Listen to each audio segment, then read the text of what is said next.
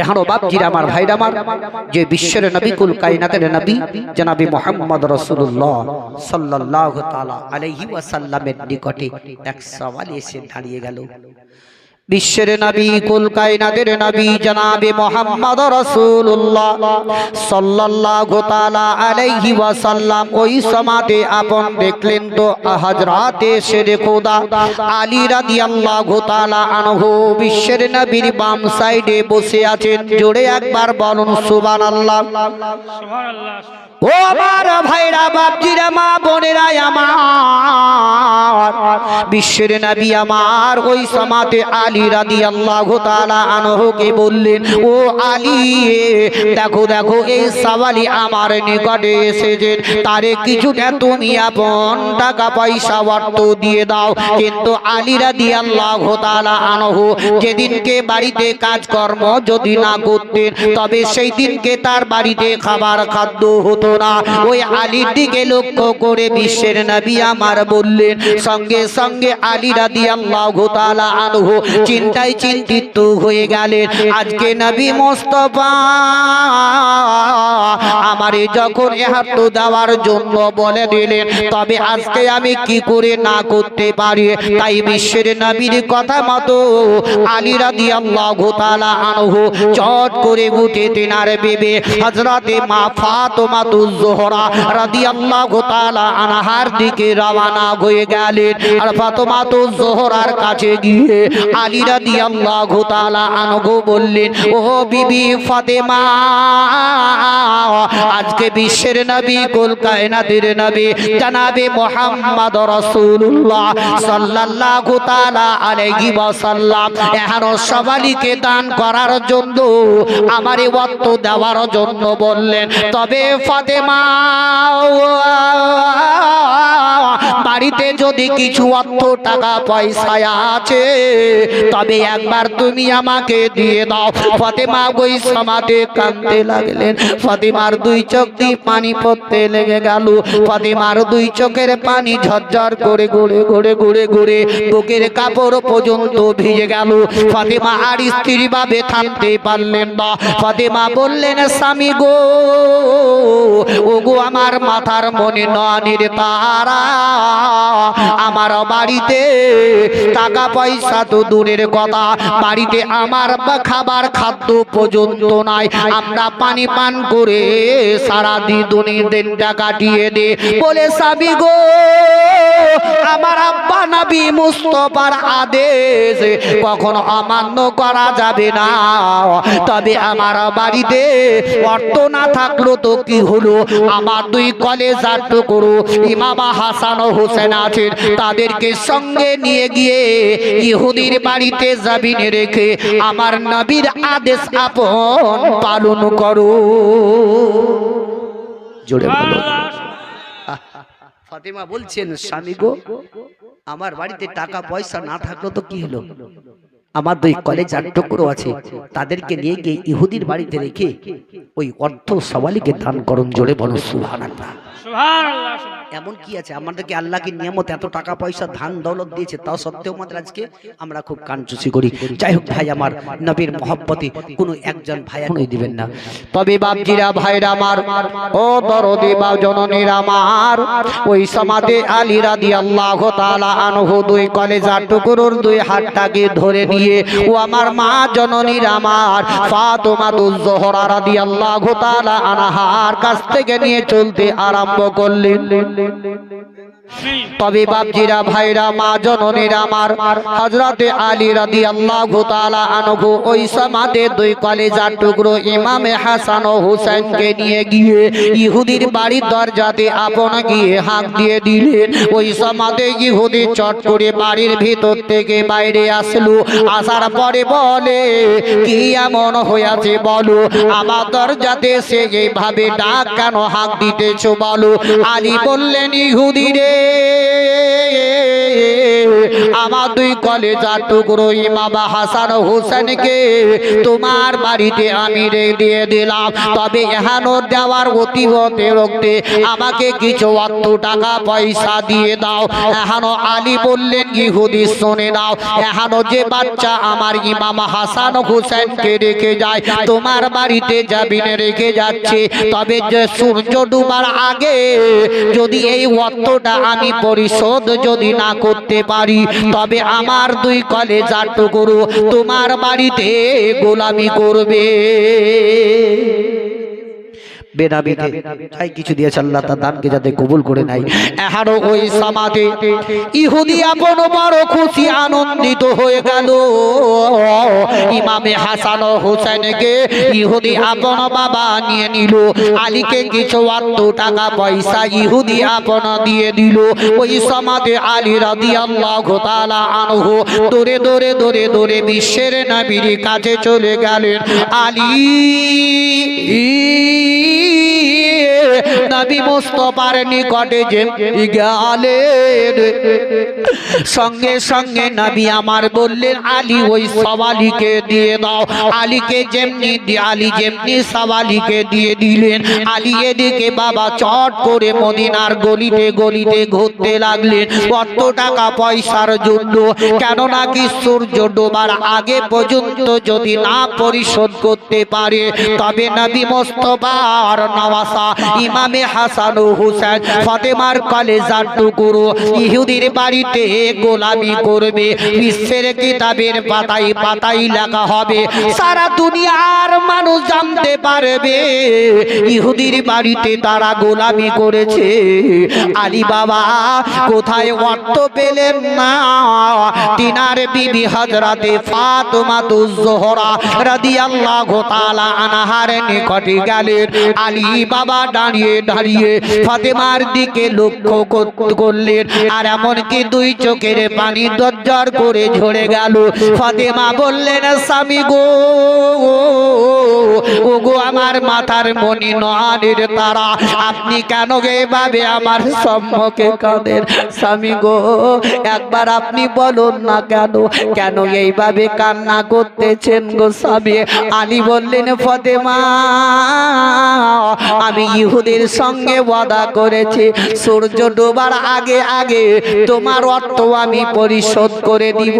যদি আমি পরিশোধ না করতে পারি, সূর্য যদি ডুবে যায় তোমার বাড়িতে সারা জীবন ধরে গোলামি করবে।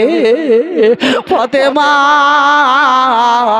আমি মদিনার গলিতে গলিতে ঘুরে ঘুরে কোথাও অর্থ পেলাম না, এদিকে সূর্য দেখো লাল হতে লেগেছে। ফাতেমাতুজ জোহরা রাদিয়াল্লাহু তাআলা আনহা যেই ঘরের মধ্যে আল্লাহর ইবাদত করতে, ওই ঘরের মধ্যে প্রবেশ করলেন ফাতেমাতুজ জোহরা রাদিয়াল্লাহু তাআলা আনহা।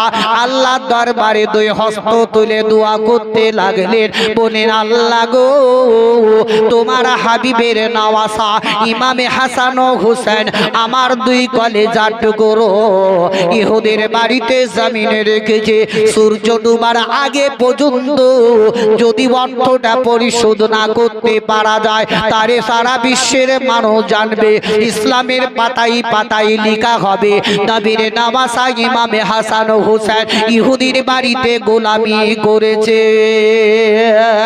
ফাতেমা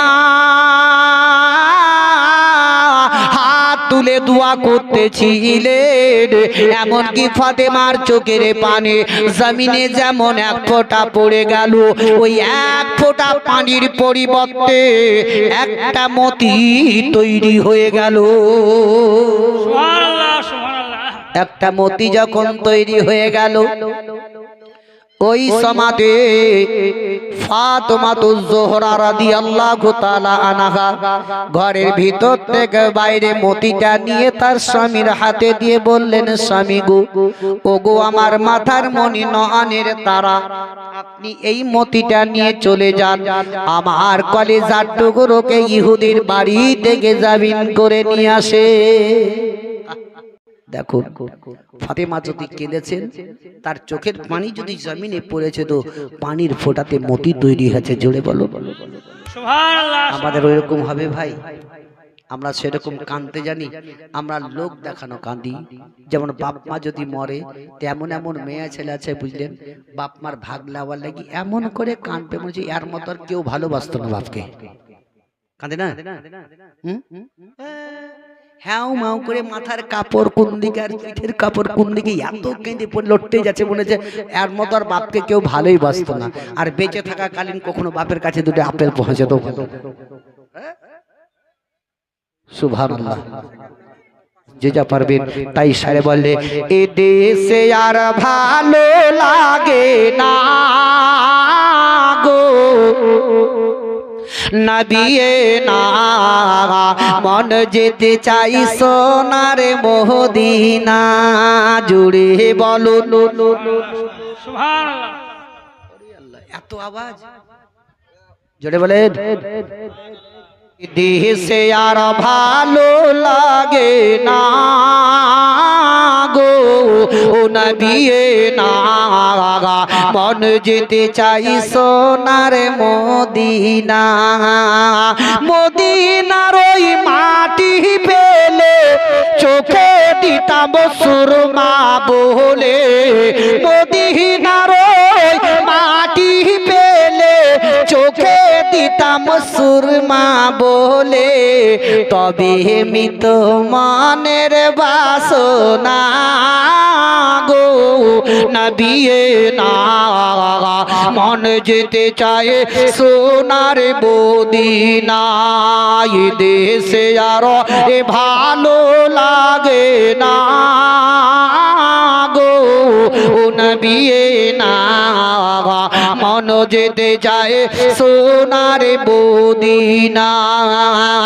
মনে বড় আশা আছে যাইব মোরা তোমার দ্বারে, মনে বড় আশা আছে যাইব মোরা তোমার দ্বারে, টাকা বিনে যেতে পারি না গো নবিয়ে না, মন যেতে চাই সোনার মদিনা।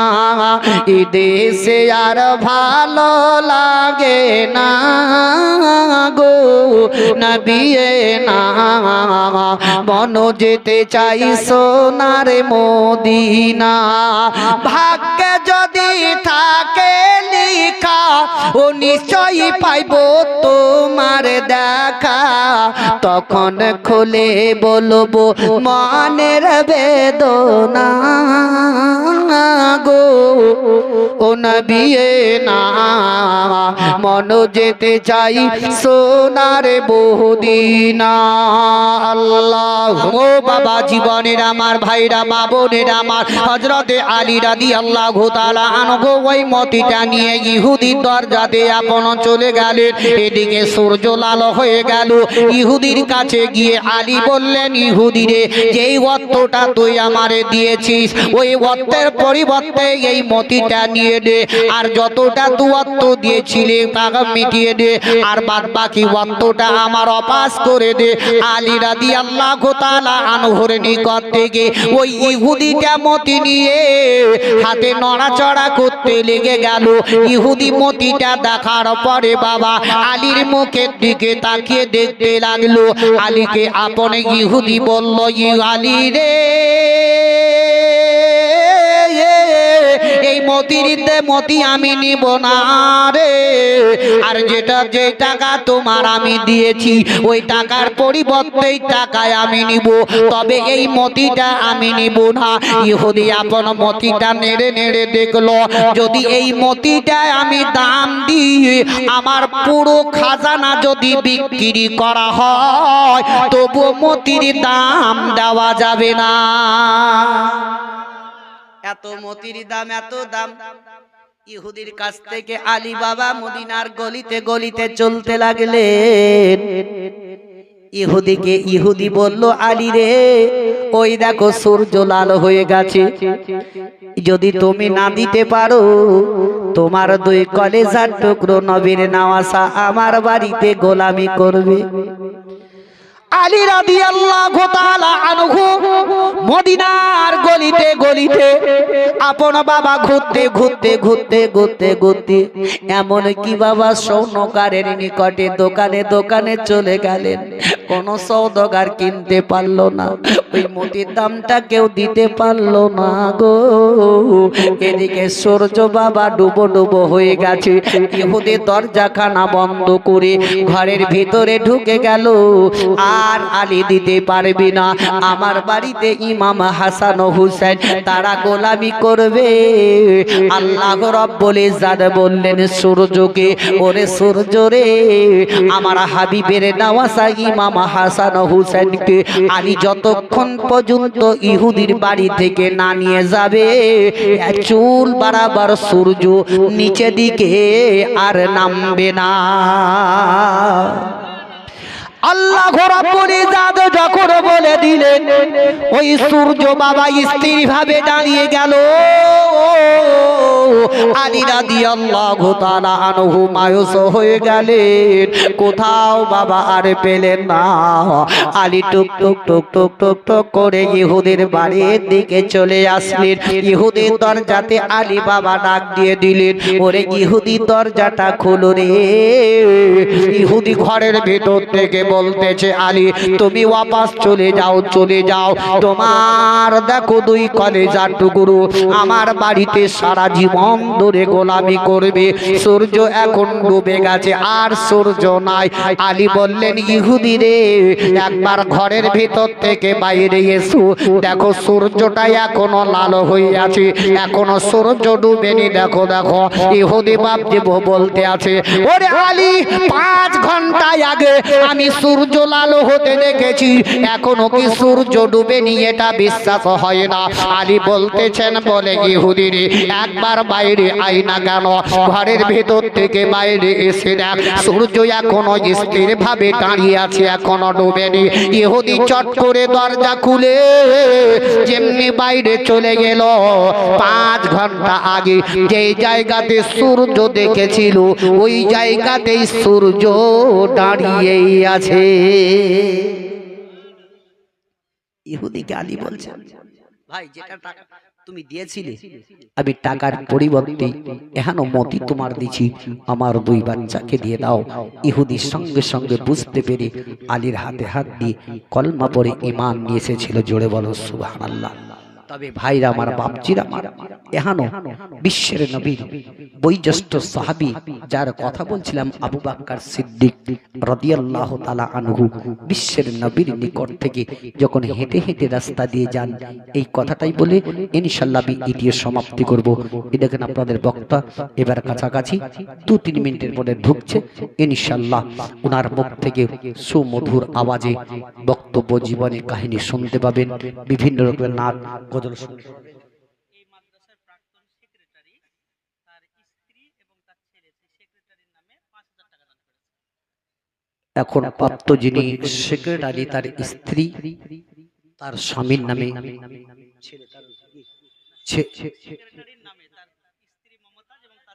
তার ছেলে।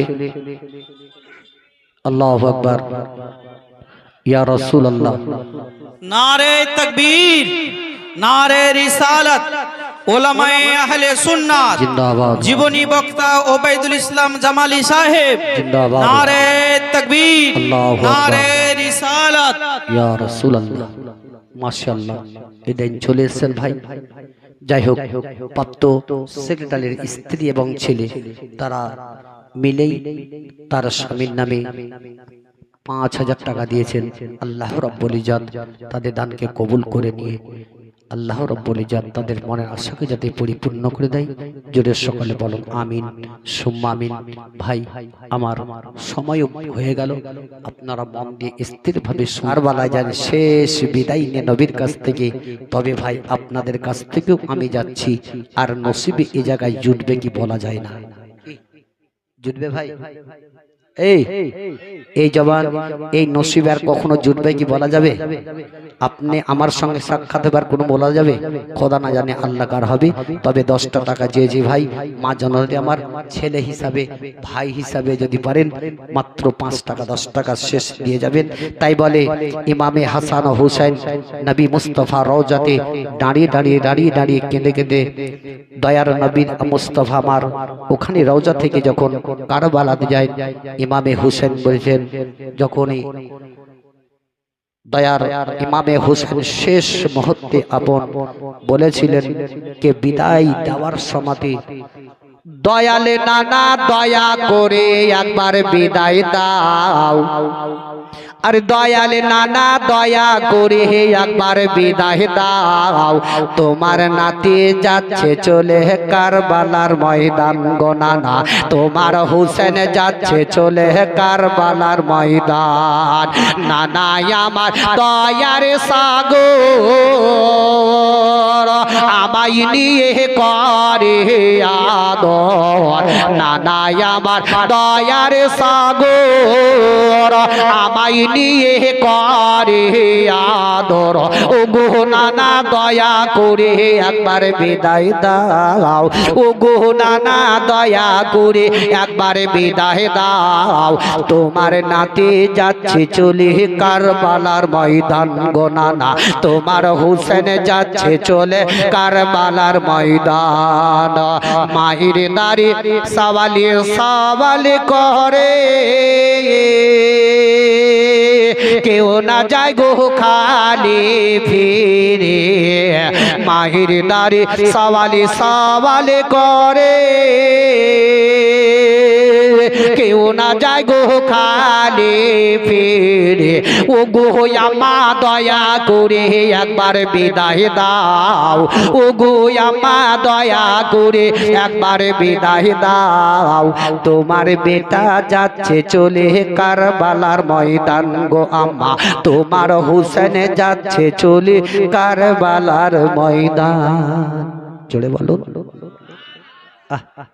বলে দেওয়ার পরে সুবহানাল্লাহ, তাছাড়া হবে না। ইমামে হুসেন কারবালায় গেছিলেন নানা রওজা থেকে শেষ বিদায় নিয়ে।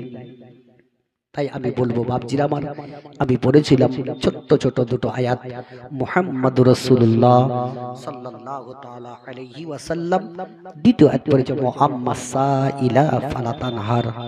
যাই হোক, আপনারা শুরু থেকে এখন পর্যন্ত যেভাবে সভাটা বসে আছেন খুব ভালো লাগলো ভাই। আজকে আপনার এই গ্রামে আমি নতুন, তাই কিনা? আর আপনারাও আমার সম্মুখে নতুন, কিন্তু আজকাল সভাতে কোনো লোক উঠাউঠি হয়নি। অন্যান্য জায়গাতে দেখেছি টাকা পয়সা চাইতে গেলে লোক লাইন ধরে নেয়, বিড়ি খাওয়ার নাম করে চা খাওয়ার নাম করে চলে গেল, মানে কি লাগবে টাকা পয়সা তার লেগে। তবে কখন যাক, আপনাদের এখানকার লোকের সবার ভালো লাগলো।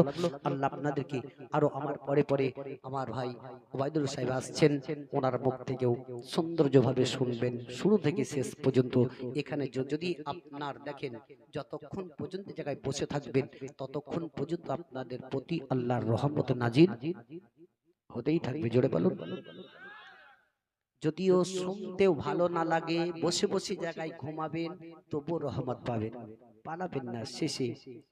কেন কি আপন কি বিশ্বের নবী যখন ছিলেন আব্দুল্লাহর ওই বাড়িতে নূরি মেলা লেগেছে, আব্দুল্লাহর ওই বাড়িতে নূরি মেলা লেগেছে, আব্দুল্লাহর ওই বাড়িতে বহুত নাত গজল আছে। তোমার নাম শুনিয়া পাগল আমি হইলাম গো নবী, একেবার তুমি আইসো গো নবী, একেবার তুমি আইসো গো, জীবন তারে সই পাগো দিলাম নবী তোমার চরণে, আমি চুমো খেতাম